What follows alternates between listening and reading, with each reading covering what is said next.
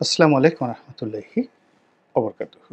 সম্মানিত দর্শক, ডক্টর মোহাম্মদ ইউনূস এবং দেশের প্রধানতম রাজনৈতিক দল বিএনপির মধ্যে যে মনস্তাত্ত্বিক যুদ্ধ ছিল, সেটি হাল জমানাতে এসে একেবারে সরাসরি সম্মুখ সমরে পরিণত হয়েছে। বিএনপির পক্ষ থেকে সর্বশেষ যা কিছু করার ছিল, মোটামুটি তা করার জন্য যে রেড সিগন্যাল, সেই রেড সিগন্যাল ইতিমধ্যে দেওয়া হয়েছে। বিএনপির যে সকল নেতৃবৃন্দ এতকাল মনে করতেন যে তারা যে কোনো সময় যে কোনোভাবে এবং যেভাবে চাইবেন সেভাবেই ডক্টর মোহাম্মদ ইউনূস ক্ষমতায় থাকবেন অথবা ক্ষমতায় চলে যাবেন, ক্ষমতা থেকে চলে যাবেন।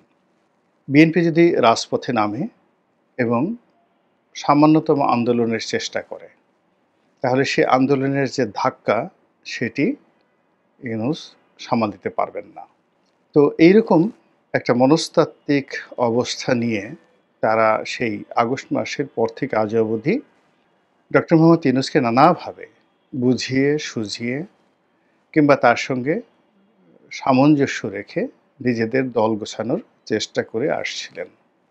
অন্যদিকে ডক্টর মোহাম্মদ ইউনূস এবং তার যারা সঙ্গী সাথী রয়েছেন, দেশি এবং বিদেশি, তারা বিএনপির যে সমূহ দুর্বলতা, সেই দুর্বলতাগুলো তারা ধরতে পেরেছেন একেবারে প্রথম দিন থেকে।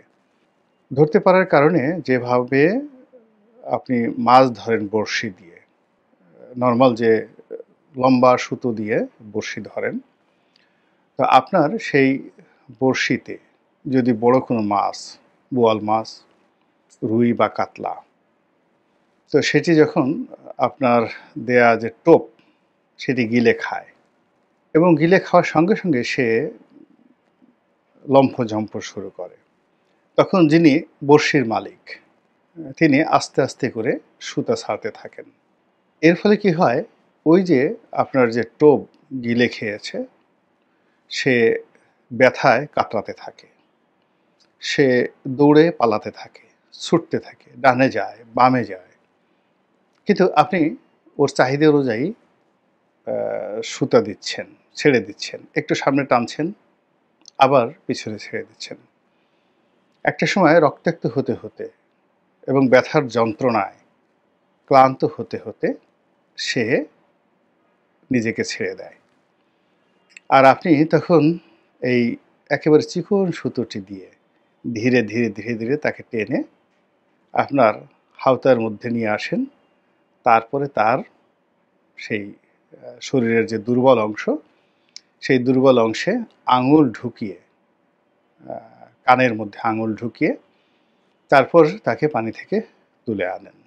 এই তো মাছ শিকারের যে নিয়ম, এই নিয়মটাই ডক্টর মোহাম্মদ ইউনূস প্রথম থেকে অনুসরণ করে আসছেন। তিনি এবং তার লোকেরা বিএনপির জন্য যে টোপ ফেলেছিলেন, প্রায় সব টোপগুলো তারা গিলেছেন, একটার পর একটা।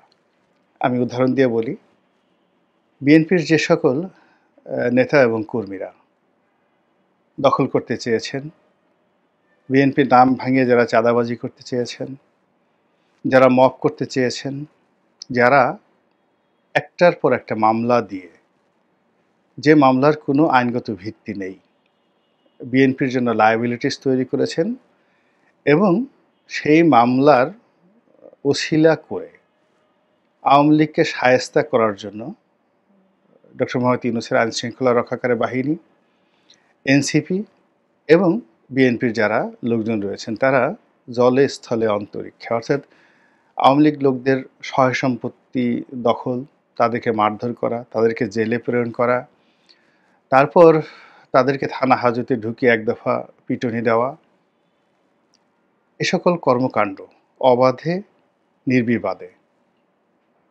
তারা, অর্থাৎ ডক্টর মোহাম্মদ ইউনূসের যারা লোকজন করতে দিয়েছেন। করতে দেওয়ার পরে কি হলো, সারা বাংলাদেশে যেটি হয়েছে, অনেকগুলো বিপদ বিপত্তি ফাঁদ তৈরি হয়ে গেছে বিএনপির জন্য। বিএনপির সারা শরীরে ব্যথা বেদনা শুরু হয়ে গেছে, সর্ব অঙ্গে, টেকনাফ থেকে তেঁতুলিয়া পর্যন্ত। এর কারণ হলো যারা এই মামলাটা করেছে, ধরুন ৩০০ জন আসামিকে দিয়ে মামলা করেছে এবং ওখান থেকে একটা বড় অ্যামাউন্টের টাকা নিয়েছেন। এই টাকার ভাগাভাগি নিয়ে প্রথমত নিজেদের মধ্যে অন্তর্দ্বন্দ্ব। দ্বিতীয়ত যারা এই কাজটি করেছে তাদের যে কাউন্টার প্রতিপক্ষ, তারা এটা নিয়ে নিদারুণভাবে বিক্ষুব্ধ। আবার এর দ্বারা যারা ক্ষতিগ্রস্ত হয়েছে, আওয়ামী লীগের যারা লোকজন রয়েছে, তারা ওখানে বিএনপির জন্য এক একটা মরণ ফাঁদ তৈরি করে বসে আছে। এবং ওই এলাকার যত আইন শৃঙ্খলার দায়িত্বে নিয়োজিত সেনাবাহিনী, অন্যান্য বাহিনী, তারা যে সকল তালিকা করেছে অপরাধীদের, সেই অপরাধীদের যে পুরনো তালিকা, আওয়ামী লীগের যে পুরনো তালিকা, বিএনপির যে পুরনো তালিকা, সব চাপা পড়ে এই নতুন পানির নতুন যারা মাছ, যারা এই মুহূর্তে শক্তিমত্তা অর্জন করেছে, তাদের সবাইকে সেই তালিকাভুক্ত করা হয়েছে। এখন সেনাবাহিনী চাক, পুলিশ চাক, কিংবা ডক্টর মোহাম্মদ ইউনূস চান, যদি এদেরকে ধরপাকড় করা হয়, সারা বাংলাদেশে ৮-১০ হাজার লোকদেরকে ২৪ ঘন্টার মধ্যে যদি গ্রেপ্তার করা হয়, প্রত্যেকটা এলাকাতে খুশির বন্যা বয়ে যাবে। আর ওই ৮-১০ হাজারের ভয়ে ৮-১০ লাখ লোক বাস্তুচ্যুত হয়ে পড়বে। আওয়ামী লীগের লোকজনও বাস্তুচ্যুত আছে, আর বিএনপির লোকজনও মাঠ ছেড়ে পালাবে সারা বাংলাদেশে। তো ১০ লাখ, ২০ লাখ লোক, অর্থাৎ আওয়ামী লীগের ১০ লাখ লোক যদি এই মুহূর্তে বাস্তুচ্যুত হয়ে থাকে, বিএনপির ১০ লাখ লোককে যদি বাস্তুচ্যুত করা যায়, তবে এটা কি হবে, যে শূন্যতা তৈরি হবে। সেই শূন্যতার মধ্যে আপনি অনেক কিছুই করতে পারবেন। তো এই যে একটা ম্যাটিকুলাস যে ডিজাইন, সেই ডিজাইনটা যে হচ্ছে, এই ব্যাপারে বিএনপির অনেক লোক, যারা বিএনপির যাকে বলা হয় থিঙ্ক ট্যাঙ্ক, তারা বিএনপির শীর্ষ নেতৃত্বকে আগস্ট মাসের একেবারে প্রথম সপ্তাহতেই, প্রথম ২ সপ্তাহের মধ্যেই কতগুলো সিদ্ধান্ত নেওয়ার জন্য বলেছিল, কিন্তু বিএনপির কর্তৃপক্ষ সেই জিনিসটি করেনি। ফলে এখন এই যে চাঁদাবাজি, অন্তর্দ্বন্দ্ব, হানাহানি, সবই বিএনপির গলার কাটাতে পরিণত হয়ে গেছে। আর যদি আপনি ঢাকা শহর চিন্তা করেন, ঢাকা শহরকে কেন্দ্র করে এবং সারা বাংলাদেশকে কেন্দ্র করে আওয়ামী লীগের লোকজন ১০০ কোটি টাকা, কম করে হলেও প্রতিদিন ১০০ কোটি টাকা সারা বাংলাদেশে চাঁদাবাজি হতো। এই চাঁদাবাজির মধ্যে ইয়াবা আছে, এই চাঁদাবাজির মধ্যে গরু চুরি আছে, এই চাঁদাবাজির মধ্যে কারওয়ান বাজার আছে, সায়দাবাদ বাজার আছে, সায়দাবাদ টার্মিনাল আছে, গাবতলী টার্মিনাল আছে, আরও অনেক কিছু। একেবারে নিয়মিত পরিবহন সেক্টর আছে। আচ্ছা বলেন তো, এই চাঁদাবাজি কি বন্ধ হয়েছে? তাহলে এই চাঁদাবাজি কারা করছে? এবং সেই চাঁদাবাজি নিয়ে এখন যে খুন খারাপি হচ্ছে, কারা সবচেয়ে ক্ষতিগ্রস্ত হচ্ছে? তো এই বিষয়গুলো ডক্টর মোহাম্মদ ইউনূস এবং তার যারা লোকজন আছেন, তারা খুব সুন্দরভাবে বুঝে ফেলেছিলেন এবং সেই অনুযায়ী বিএনপিকে তারা টোপ দিয়ে দিয়ে একেবারে জায়গা মতো নিয়ে এসেছে। অন্যদিকে বিএনপি যখন বুঝতে পেরেছে যে তারা টোপ গিলে ফেলেছে, এখন যে কোনোভাবে নিজের দলকে নিয়ন্ত্রণ করার জন্য তাদের রাষ্ট্র ক্ষমতা লাগবে, নচেত এই বিশৃঙ্খলা তারা দূর করতে পারবে না। রাষ্ট্র ক্ষমতার জন্য ইলেকশনই তাদের একমাত্র বৈধ পন্থা। কিন্তু এই ইলেকশন তো বর্তমান সরকার তালবাহানা করছে, তারা কখন দেবে বা না দেবে এই বিষয়ে বিএনপি ধৈর্য রাখতে পারছে না, বিশ্বাস রাখতে পারছে না। আর বিশ্বাস না রাখারও কারণ আছে, ধৈর্য না রাখারও কারণ আছে। ফলে কি হলো, একটা মনস্তাত্ত্বিক যুদ্ধ শুরু হয়ে গেল। প্রথম কয়েক মাস, মানে মার্চ, এপ্রিল, মে। তো মার্চ, এপ্রিল এটি মনস্তাত্ত্বিক যুদ্ধ রইল শুধুমাত্র মনে মনে, মস্তিষ্কে।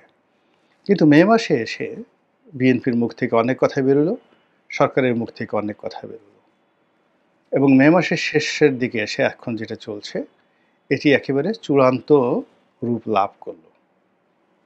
সেটা দক্ষিণ সিটির মেয়র পদের শপথ পড়ানো নিয়ে, তারপর আরও অনেকগুলো বিষয় রয়েছে, খুব সেন্সিটিভ কতগুলো বিষয়গুলো নিয়েছে, যেগুলো নিয়ে বিএনপি মুখোমুখি অবস্থানে চলে এলো সরকারের সঙ্গে। এবং সর্বশেষ তারুণ্যের মহাসমাবেশ করে বিএনপির ভারপ্রাপ্ত চেয়ারম্যান, তিনি যে রেড অ্যালার্ট জারি করলেন, চূড়ান্ত সিদ্ধান্ত জানিয়ে দিলেন যে ডিসেম্বর মাসে নির্বাচন হবে। দ্বিতীয়ত ডিসেম্বর মাসে হতেই হবে। এটা মানে no if, no but, no dot, দাড়ি কমা সেমিকোলন কিচ্ছু নেই, এটাই হতে হবে। এই যে একটা কথা বলে সরকারকে, অর্থাৎ ডক্টর মোহাম্মদ ইউনূসের সরকারকে যে জায়গাতে ঠেলে দিলেন, সেখানে বিএনপির যারা নেতৃবৃন্দ তারা ধারণা করেছিলেন যে মানে সরকার থরথর করে কাঁপবে, কিন্তু বাস্তবতা হলো যে সরকার নির্বিকার। এর কারণ হলো তারা তো টোপ খাইয়ে ফেলেছে, বিএনপিকে টোপ খাইয়ে ফেলেছে, এবং সেই টোপ আমি শুধু ইঙ্গিত দেই যে আগে যেটা বললাম চাঁদাবাজি, তার বাইরে বিএনপির অনেক নেতাদের উপরে এখন রয়ের এজেন্ট রূপে তাদেরকে ট্যাগ দেওয়া হয়েছে, তাদেরকে পরিচয় করানো হচ্ছে, এবং জনগণেরও একটা বিরাট অংশ সন্দিহান যে আসলে এরা কি রয়ের এজেন্ট কিনা, বা এরা কি ইন্ডিয়ার হাতে তুলে দেবে কিনা। এর প্রেক্ষিতে বলা হয়েছে যে তারেক রহমান সাহেব বলতে বাধ্য হয়েছেন দিল্লি কোনো দিল্লি নয়। এতে করে সন্দেহ আরও বেড়ে গেছে। ২ নম্বর হলো যে অনেকে বলার চেষ্টা করছেন যে এই মুহূর্তে পাকিস্তানের আনাগোনা বেড়ে গেছে। পাকিস্তানের যে রাষ্ট্রদূত বাংলাদেশে আছেন, তিনি বিএনপির সঙ্গে তার যে যোগাযোগ, জামাতের সঙ্গে যে যোগাযোগ, সব মিলিয়ে বিএনপিকে প্রাইম ফ্যাক্টর ধরে পাকিস্তান একটা নতুন, যাকে বলে হয়, কূটনীতির দিগন্ত উন্মোচন করেছেন। এটাও বাংলাদেশের মানুষ স্বাভাবিকভাবে নিচ্ছেন, এবং তার থেকে বাঁচার জন্য তিনি বললেন দিল্লিও নয়, পিন্ডিও নয়, মানে পাকিস্তান নয়। তারপরে যেটা তিনি বললেন, এটাও তার জন্য কিন্তু মুসিবত। এর কারণ হলো আমাদের দেশে আপনার সাথে আমেরিকার সাথে সম্পর্ক থাকুক বা না থাকুক, সেটা আলাদা কথা, কিন্তু আমেরিকাকে আপনি শত্রু বানাতে পারেন না। তো ডক্টর মোহাম্মদ ইউনূসের সাথে এখন আমেরিকার যে সম্পর্ক রয়েছে, আর অন্যদিকে বিএনপির সঙ্গে আমেরিকার যে সম্পর্কে টানাপোড়েন যাচ্ছে, এটাকে জনাব তারেক রহমান সাহেব তার বক্তব্য দ্বারা অন্য কোনো দেশ নয়, অর্থাৎ যারা এই মুহূর্তে ডক্টর মোহাম্মদ ইউনূসকে সমর্থন দিচ্ছেন, ইউরোপীয় ইউনিয়ন কিংবা চায়না কিংবা ধরুন আমেরিকা, তাদের সবাইকে চ্যালেঞ্জ জানিয়ে তিনি বললেন অন্য কোনো দেশ নয়, কেবল বাংলাদেশ, বাংলাদেশ, বাংলাদেশ। এটা শুনতে খুব চমৎকার শোনা যাচ্ছিল, কিন্তু বাস্তবতা হলো এর মাধ্যমে ডক্টর মোহাম্মদ ইউনূস বিএনপিকে উত্তেজিত করে দিয়েছেন। এর মাধ্যমে বোঝা যাচ্ছে যে ডক্টর মোহাম্মদ ইউনূস জনাব তারেক রহমান সাহেবকে সেই ব্যাটিংয়ে নিয়ে এসেছেন, অথবা তিনি যে খেলা খেলছেন রাজনীতির, সেই খেলার মূল রিংয়ে নিয়ে আসছেন। এতদিন সালাউদ্দিন সাহেব একটা কথা বলতেন, মির্জা ফখরুল সাহেব একটা কথা বলতেন, অন্যান্য নেতারা কথা বলতেন, এবং সেই কথা মিনিমাইজ করার জন্য তিনি একটা উইন্ডো খোলা রাখতেন, এবং এতে তিনি হ্যাপি হচ্ছিলেন না। তিনি চাচ্ছিলেন যে তারেক রহমান সাহেব দূরে বসে যে কথাবার্তা বলছেন, তার সঙ্গে আমার সরাসরি ডিল হোক। ঠিক সেই জায়গাটাতে তিনি তারেক রহমান সাহেবকে টেনে নিয়ে এসেছেন, এবং এটা তার দ্বিতীয় সফলতা। এখন কি হলো, তারেক রহমান সাহেব তো বলে দিয়েছেন, এখন তারেক রহমান সাহেব বলার পরে সালাউদ্দিন সাহেবের বক্তব্য বা অন্য কোনো নেতার বক্তব্য তো এখানে জনগণ কাউন্ট করবে না। এখন থেকে বারে বারে বারে বারে শুধু তারেক রহমান সাহেবকেই বলতে হবে। ঠিক সেম জিনিসটা কিন্তু পিনাকি করেছিল। অর্থাৎ পিনাকি যখন আওয়ামী লীগে আক্রমণ করেছিল, আমরা ওবায়দুল কাদেরকে নিয়ে কথা বলতাম, অন্যকে নিয়ে কথা বলতাম, কিন্তু পিনাকি কেবলই মাত্র বারবার শেখ হাসিনাকে রিঙে টেনে নিয়ে এসেছে, এবং শেখ হাসিনাকে নিয়ে যখন পিনাকি কথা বলেছে, গালাগাল করেছে, তখন দলের অন্য যারা নেতাকর্মী তারা চুপ থেকেছেন। তারা ভাবতে পারছিলেন না যে এখানে কি হবে। তদ্রুপ ঠিক একই অবস্থা ডক্টর মোহাম্মদ ইউনূসের যারা লোকজন জনাব তারেক রহমানকে যখন রিঙে নিয়ে আসছেন, এখন যে ট্যাগ সালাউদ্দিন সাহেবকে লাগানো হতো, যে ট্যাগ মির্জা ফখরুলকে লাগানো হতো, সেটি এখন সরাসরি তারেক রহমানকে নিয়ে যারা সরকারের লোকজন তারা খেলবে। তারা তাকে দুর্নাম দেবে, বদনাম দেবে, তাকে নিয়ে খিস্তি খেউ করবে, তাকে কালার্ড করার চেষ্টা করবে, যেটি দলের যারা অন্য নেতৃবৃন্দ তার পক্ষে, তারেক রহমানের পক্ষে না পারবেন পক্ষে বলতে, না পারবেন বিপক্ষে বলতে। এর কারণ হলো নেতার যারা লোকজন রয়েছে তারা বাইরে থেকে নেতার পক্ষে বলে কথা বলতে ওরকম স্বাচ্ছন্দ্য বোধ করেন না, এটা হয় না। তো এখন সবাই ডক্টর মোহাম্মদ ইউনূসকে যেভাবে সমালোচনা করছেন, ইউনূস সাহেবের নিচে যেহেতু আসিফ নজরুল থেকে শুরু করে অন্যান্য সবাইকে সমালোচনা হচ্ছে, ইউনূস সাহেবকে সমালোচনা হচ্ছে। ইউনূস সাহেবও চাচ্ছেন যে ওখানেও তারেক রহমান সাহেব থেকে শুরু করে সবাইকে সমালোচনা করা হোক এবং সেইভাবে তিনি তারেক রহমান সাহেবকে একেবারে রিংয়ের মধ্যে নিয়ে এসেছেন। খেলা নতুন করে জমে উঠেছে। আর এই যে তারেক রহমান সাহেব যে হুঙ্কার দিলেন, এটার এগেইনস্টে সচরাচর ডক্টর মোহাম্মদ ইউনূস যা করেন, তিনি নিজে কোনো কথা বলেন না। তিনি ঘুরিয়ে পেঁচিয়ে অন্য কথা বলেন, প্রতিপক্ষকে উত্তেজিত করেন, কনফিউজড করেন, ইন্টারেস্ট করেন, আশা দেখান। আর যত কথা তার প্রেস সচিব তাদেরকে দিয়ে বলান কিংবা এনসিপিকে দিয়ে বলান। এখন তিনি এই যে তারুণ্যের যখন মহাসমাবেশ ১৫ লক্ষ লোকের যে সমাবেশ হয়েছে বলে বিএনপি দাবি করছে, এই সময়টিতে তিনি ছিলেন জাপান ভ্রমণে এবং জাপান ভ্রমণে বসে তিনি আবার সেই একই কথা বলেছেন যে ডিসেম্বর থেকে জুনের মধ্যে নির্বাচন হবে। একদিন এদিকেও হবে না, ওদিকেও হবে না। ইট মিনস বিএনপি যে এত বড় আয়োজন করলো, যা কিছু করলো, এটিকে ডক্টর মোহাম্মদ ইউনূস রীতিমতো বুড়ো আঙ্গুল দেখালেন এবং বিএনপির যে বিশাল আয়োজন এটাকে রীতিমতো মাঠে মারা দিলেন এবং বিএনপির পুরো শ্রমটাকে পণ্ড করে দিলেন। আবার এরকম একটা ১৫ লক্ষ লোকের সমাবেশ করে আবার তাকে একটা রেড অ্যালার্ট জারি করা, এটা বিএনপির জন্য কষ্টকর হবে। আবার এরকম কোনো রকম সভা সমিতি, সেমিনার বা রাজপথে আন্দোলন ছাড়া যদি ডক্টর মোহাম্মদ ইউনূসকে কোনো বিবৃতি দেওয়া হয়, এখন যেভাবে ডক্টর মোহাম্মদ ইউনূস একটু বুড়ো আঙ্গুল উঁচু করে তাকে তাচ্ছিল্য করেছেন, তখন তিনি সেটা করাও অনুভব মনে করবেন না। এই যে রাজনীতির যে শতরঞ্চি, এই শতরঞ্চি যেভাবে জমে উঠেছে, আমরা জানি না এটা কোথায় গিয়ে শেষ হবে। তবে কামনা করি একটা শুভ ফলাফল বয়ে নিয়ে আসুক। আসসালামু আলাইকুম ওয়া রাহমাতুল্লাহি ওয়া বারাকাতুহু।